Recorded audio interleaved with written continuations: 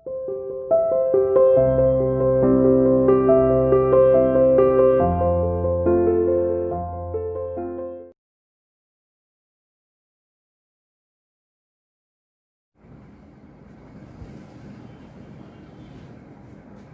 Students, welcome to CR international school online classes, class 7 subject Hindi. देखिए बेटा, आज हमारा जो पाठ चल रहा था वाक्य, उसको उस चैप्टर में आज हम अर्थ के आधार पर वाक्य के भेद पढ़ेंगे। हम कल की क्लास तक रचना के आधार पर वाक्य के भेद पढ़ चुके हैं, ठीक है। आज हम पढ़ रहे हैं अर्थ के आधार पर वाक्य के भेद, ठीक है। देखिए, अर्थ के आधार पर वाक्य के 8 भेद होते हैं। पहला कौन सा होता है? विधानवाचक वाक्य। कौन सा होता है? विधानवाचक वाक्य। विधानवाचक वाक्य कौन से होते हैं? जिन वाक्यों में किसी बात या कार्य के होने का या करने का बोध हो, उन्हें विधानवाचक वाक्य कहते हैं। अब इसमें क्या है? किसी बात या कार्य के होने या करने का। अब एग्जाम्पल देखिए, बारिश हो रही है तो यहाँ पर काम के होने का बोध हो रहा है, बारिश के होने का यहाँ पर इस वाक्य में पता चल रहा है, तो ये कैसा वाक्य हो गया? विधानवाचक।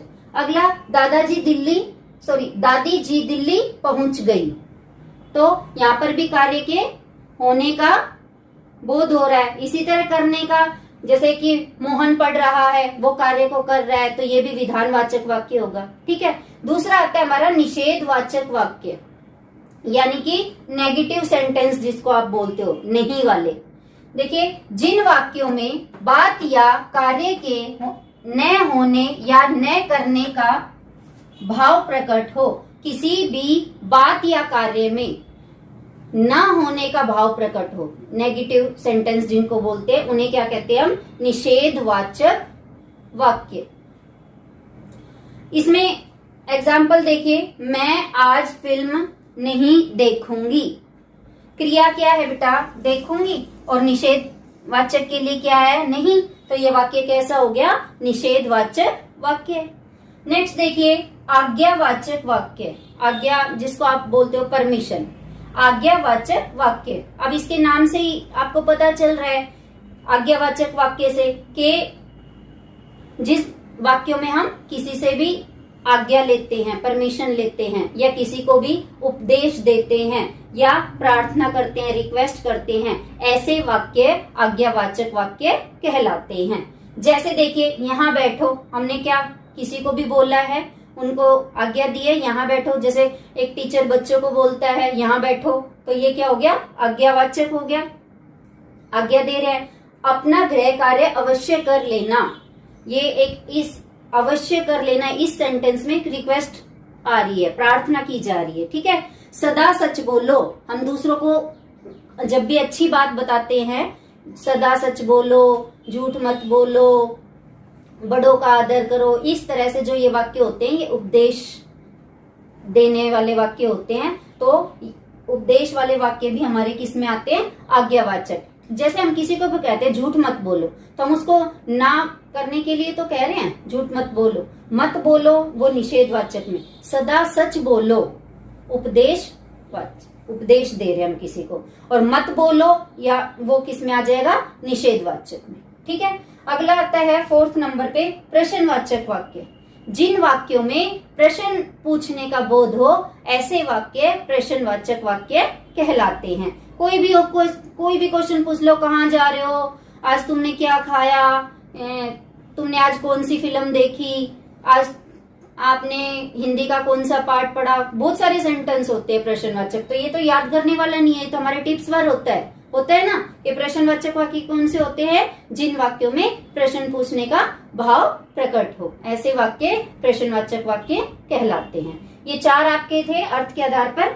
आगे और पढ़ते हैं हम, इसको एक बार आप पढ़ लीजिए अच्छे से, अपने माइंड को रिकॉल कीजिए, इनको याद कीजिए, ठीक है बेटा।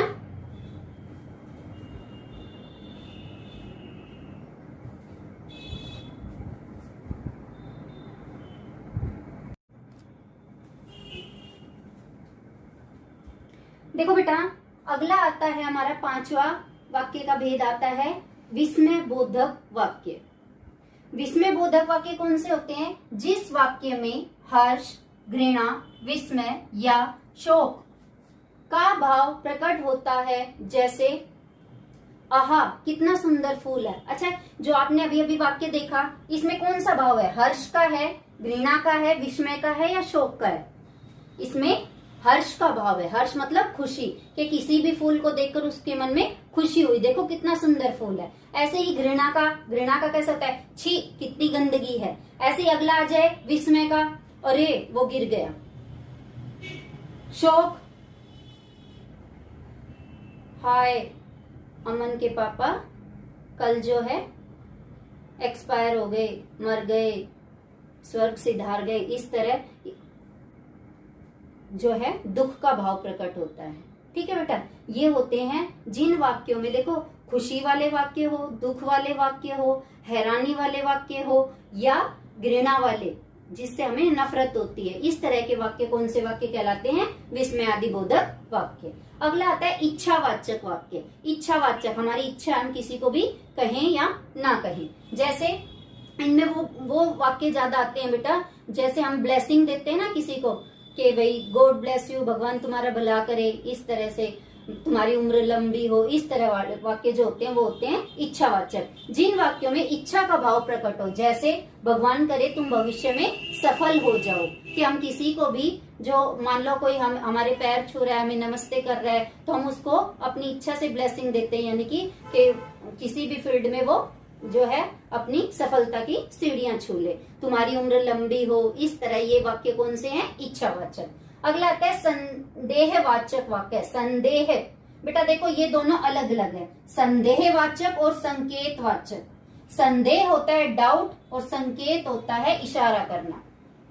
ठीक है बेटा, यहाँ पर डाउट वाला है। जिन वाक्यों में संदेह या संभावना के भाव प्रकट हो, संदेह, डाउट, संभावना मतलब पॉसिबिलिटी जिसको बोलते हो आप। ठीक है, या तो जो भी सेंटेंस बोला जा रहा है, जैसे कि शायद आज बारिश हो, तो इसमें संभावना है ना, पॉसिबिलिटी है। और एक है पिताजी चले गए होंगे, तो इसमें संदेह है। जैसे कि आप स्कूल आते हो, आपसे कोई टीचर बात कर रही है कि भाई मैं आपके पापा को कॉल कर रही हूँ, तो आप पढ़ते नहीं हो, ये तो आप बोलते हो शायद पापा चले गए होंगे। क्यों? क्योंकि आपको पापा का टाइम पता है, और उस टाइम वो अगर टाइम निकल गया तो आप यही बोलोगे ना कि शायद पिताजी जो है चले गए होंगे। तो ये कैसा वाक्य है? संभावना वाला। तो संभावना और संदेह जिन वाक्यों में आए तो वो होते हैं संदेहवाचक वाक्य। नेक्स्ट आता है संकेतवाचक, जिसकी तरफ इशारा करके बोलते हैं। इन वाक्यों में क्या होता है कि दो काम होते हैं, एक काम दूसरे के ऊपर डिपेंड होता है। वो होगा तो वो भी होगा, वो नहीं होगा तो वो भी नहीं होगा। जैसे देखिए, इन वाक्यों में एक बात का होना या ना होना दूसरे कार्य के होने या न होने पर निर्भर होता है। जैसे तुम जल्दी आ जाओगे तो बाजार चलेंगे, ये बहुत साधारण सी बात है।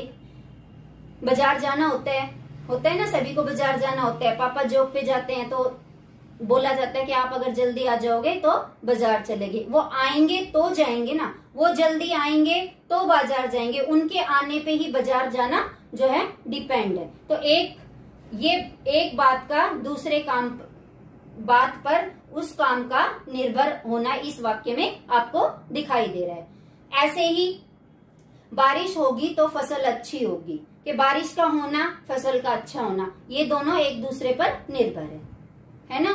ऐसे ही बारिश होगी तो गर्मी से राहत मिलेगी ना, कि बारिश होगी तो ही तो मिलेगी। तो इस तरह से एक बात का दूसरे बात पर निर्भर होना, तो यही क्या होते हैं? संकेतवाचक।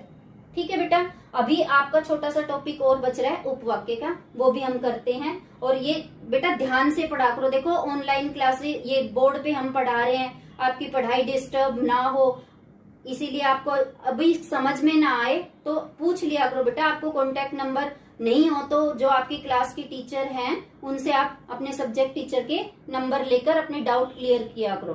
क्योंकि बेटा जब भी स्कूल ओपन होंगे तो आपको ये सारे चैप्टर दोबारा थोड़ी ना करवाए जाएंगे, करवाए भी जाएंगे तो बहुत ही शॉर्ट वे में करवाए जाएंगे, रिवीजन टाइप में करवाए जाएंगे। तो अच्छे से पढ़ा करो बेटा, आपके लिए ही ये काम करवाया जा रहा है। अच्छे से वीडियो देखो और अपने काम को भी अच्छी तरह से करते रहो।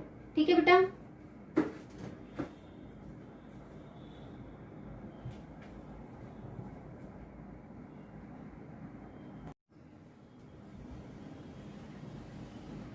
देखिए बेटा, एक और टॉपिक आता है आपका छोटा सा, उपवाक्य। कौन सा है ये? उपवाक्य। उपवाक्य क्या होते हैं? देखो बेटा, उपवाक्य वो होते हैं जिनका अपना एक स्वतंत्र अर्थ नहीं होता है। देखिए, जो मैंने अंडरलाइन किया हुआ है, मैं उसे जानती हूँ जो बहुत अच्छा नाच रही थी।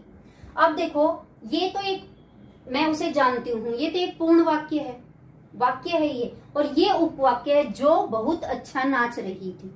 ऐसे ही अगला, जहां मॉल है वहां मेरा घर है। अब देखो, ये जहां मॉल है वहां मेरा घर है, अब ये इससे आपका कोई अर्थ मतलब कि समझ में किसी को नहीं आएगा ना। वहां मेरा घर है, कहाँ, इसके साथ इसको बोलेंगे तभी इसका अर्थ समझ में आएगा। तो जो हमारे उपवाक्य होते हैं वो अपने आप में पूर्ण नहीं होते हैं, आधे होते हैं वो, और ये जो हमारे पूर्ण वाक्य होते हैं उन्हीं से इनका अर्थ जो है स्पष्ट होता है। ठीक है बेटा, बस ये छोटी सी ही बात थी। आपका जो 4th चैप्टर जो चल रहा था वाक्य का, वो कंप्लीट हो गया है बेटा, और कल हम इसकी एक्सरसाइज करेंगे।